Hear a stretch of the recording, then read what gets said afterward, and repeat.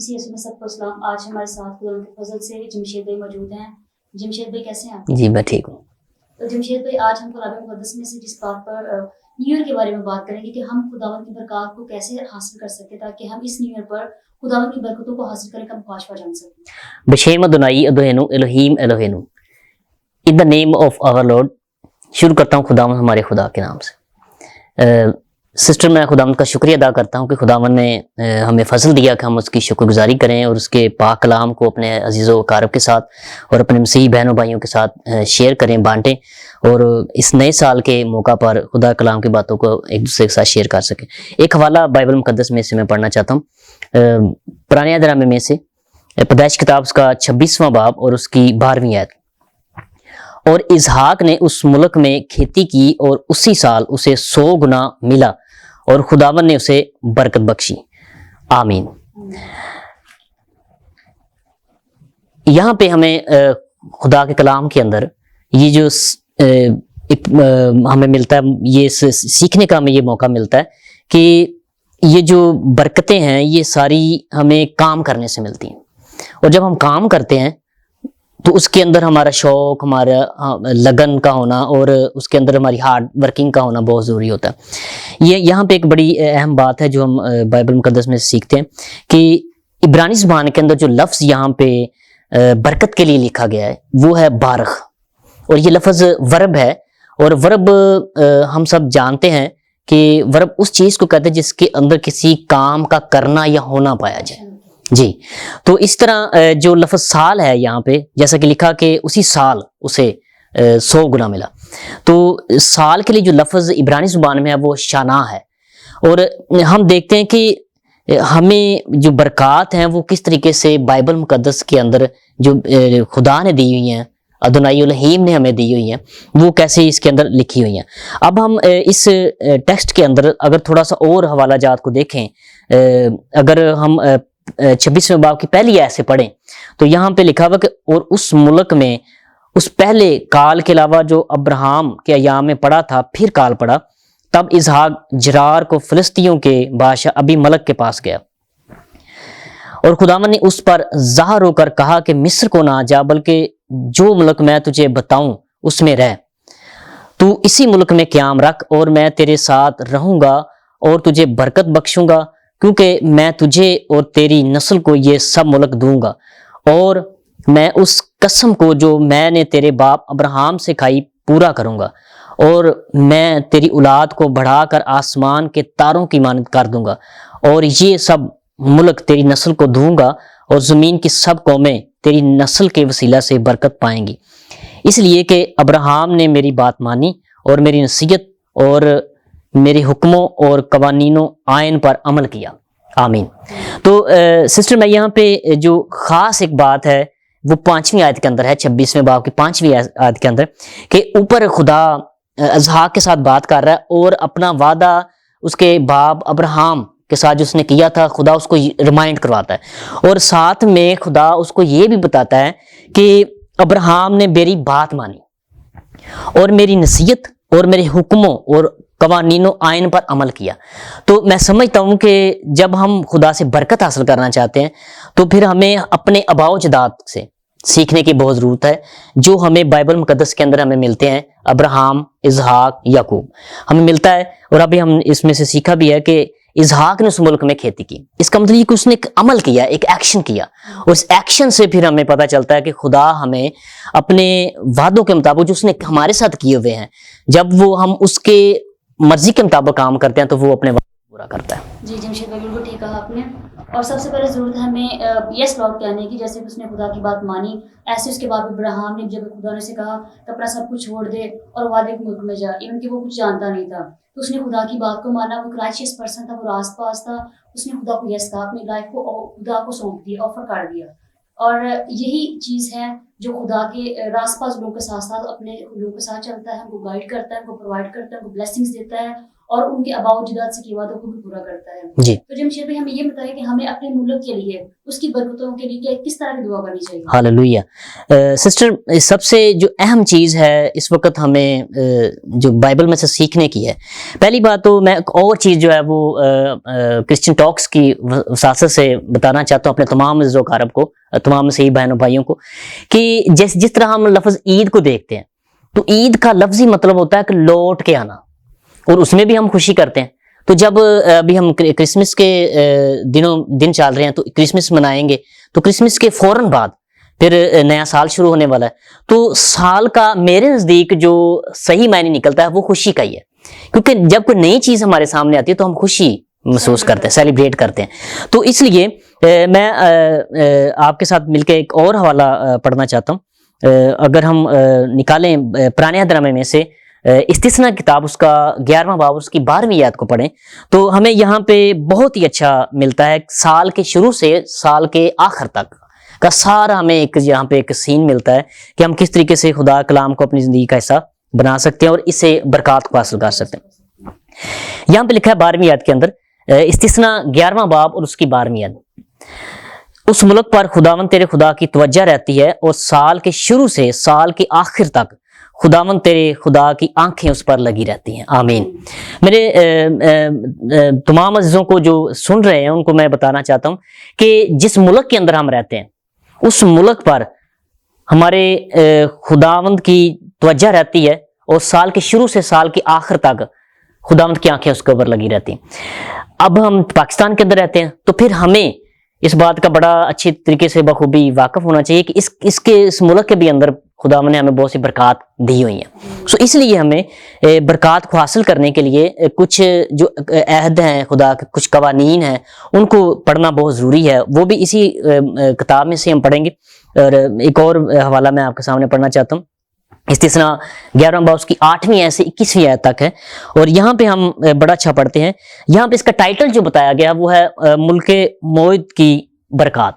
یعنی وہ ملک جو خدا نے ابراہیم کے ساتھ وعدہ کیا تھا کہ اس کو دیا جائے گا، اس کے اندر جو برکات اس خدا نے اس کو دینے کے لیے کہا تھا وہ اس کے اندر ساری لکھی ہیں. لیکن میں بتانا چاہتا ہوں کہ اس کے ساتھ ساتھ خدا چاہتا ہے کہ ہم اس کے قوانین کے اوپر بھی عمل کریں، کیونکہ عمل کرنے سے ہماری زندگی جو ہے وہ پریکٹیکلی چینج ہوتی ہے اور ہم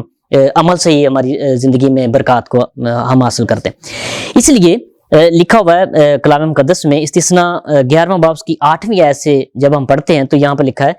اس لیے ان سب حکموں کو جو آج میں تجھ کو دیتا ہوں تم ماننا، تاکہ تم مضبوط ہو کر اس ملک میں جس پر قبضہ کرنے کے لیے تم پار جا رہے ہو پہنچ جاؤ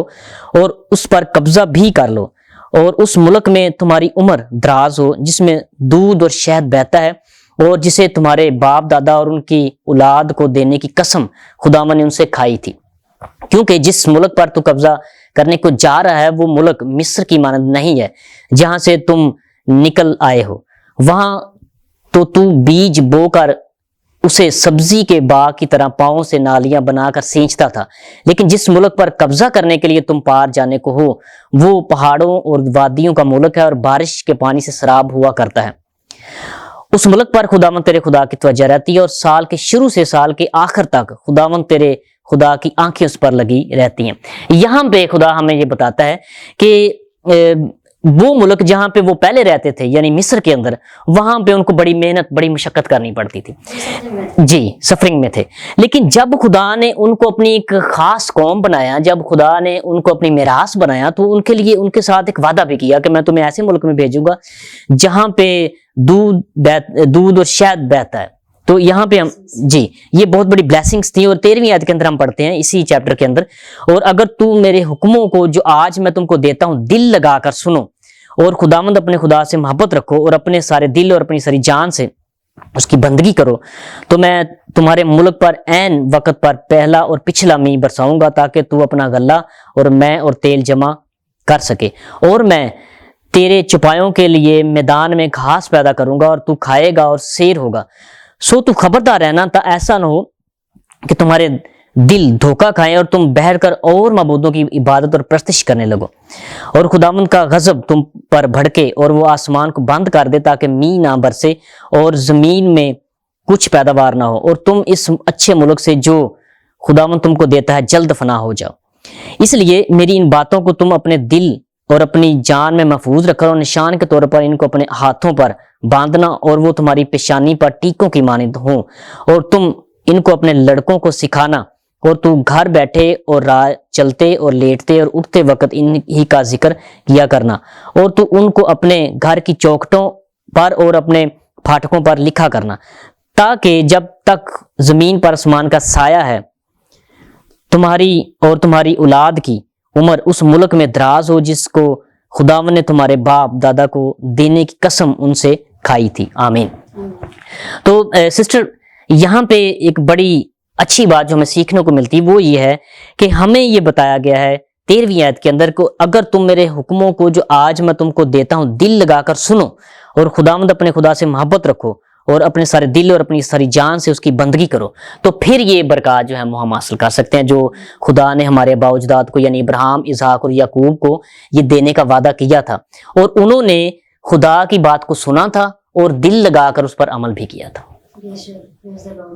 तो हमें खुदा से बरकत हासिल करने के लिए खुदा के साथ चलना चाहिए, खुदा के हुक्मों को मानना चाहिए और खुदा के कलाम के जितने भी अहकाम हैं उन पर अमल करना चाहिए। तो जमशेद भाई, अब हमें ये बताएं बाइबल मुकद्दस के मुताबिक हमें सकाफत और खैरात कैसे करनी चाहिए हालेलुया, ताकि हम खुदा की बरकत हासिल कर सकें। जी सिस्टर, यहाँ पे आज बड़ा अच्छा मौका मिला है नए साल पर कि हम अपने अजीजों कारब के साथ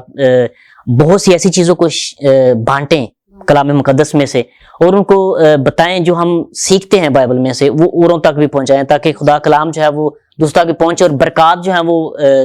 मल्टीप्लाई होती जाए। एक और हवाला हम नए अहदनामे में से पढ़ेंगे, अहद जदीद में से, और ये हवाला जो है ये हम करंथियों के खत में से पढ़ेंगे, और आप मेरे साथ निकाल सकते हैं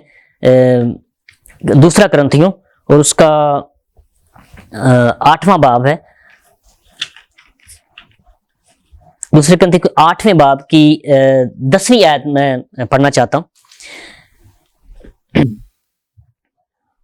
और मैं इस अमर में अपनी राय देता हूं क्योंकि ये तुम्हारे लिए मुफीद है, इसलिए कि तुम पिछले साल से ना सिर्फ इस काम में बल्कि इसके इरादे में भी अव्वल थे। यानी यहाँ पे हमें एक मसीही खैरात के बारे में हमें मिलता है जिसको हम चैरिटी भी कहते हैं, और चैरिटी जो है ये हमारी लाइफ के अंदर एक बड़ी एक अहम चीज है जी। और यहाँ पे हमें बताया गया कि जैसे पिछले साल से हम इस काम के लिए थे, इसी तरह इस इरादे में हम कायम रहें इस साल भी, और इसको कंटिन्यू रखें क्योंकि ये ब्लेसिंग्स है हमारे लिए भी, और जब हम इसको आगे ट्रांसफर करते हैं जी। और इसके साथ साथ